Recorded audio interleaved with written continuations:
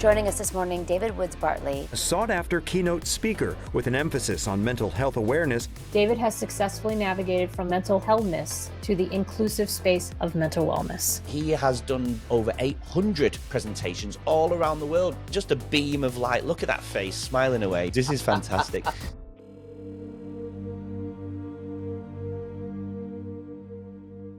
On August 31st, 2011, I tried to kill myself by jumping off the close by 730-foot tall Forest Hill Bridge. On a day that I thought would be my last day alive, it was instead the first day of a new life. One person created connection. It was the first responder who sat down next to me as I stood on a tall, tall bridge. He turned to me and he asked, "What does it feel like to be depressed?"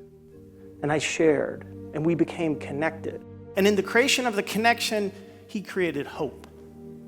And hope that got me off the bridge into an emergency room and then to a psychiatric hospital. And when people found out I was there and why, they were shocked. I didn't fit the image of somebody who was battling a mental illness. But the truth is, sometimes what hurts the most can't be seen. Sometimes great agony and pain and despair and hopelessness lies just behind a forced smile or a distracting joke. I remember sitting down on the first day that I was in the psychiatric hospital, and a doctor sat in front of me and said, "David, you're suffering from a medical condition. You didn't choose your genetics, and you didn't choose your trauma, and you didn't choose your mental illness." And he looked me in the eye and he said, "David, it's not your fault." It was like somebody had taken a weight off my shoulders and allowed me for the first time in more than 40 years to let go of what had been holding me captive for so long. We live in a time and an age in which mental illness in all its evil and awful incarnations has risen to epidemic levels.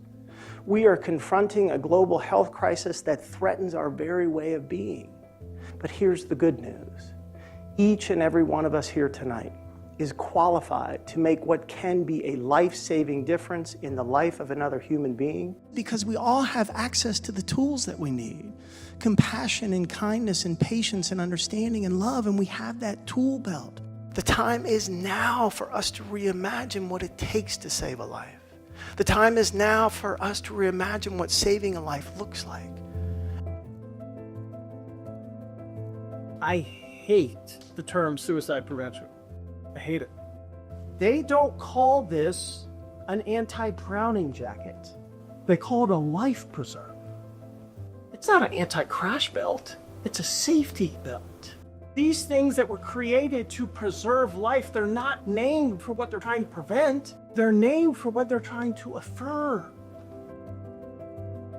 While it has been written of faith, hope, and love that love is the greatest, with all due respect, I would say it's hope.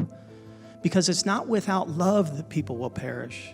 It's without hope that people will perish.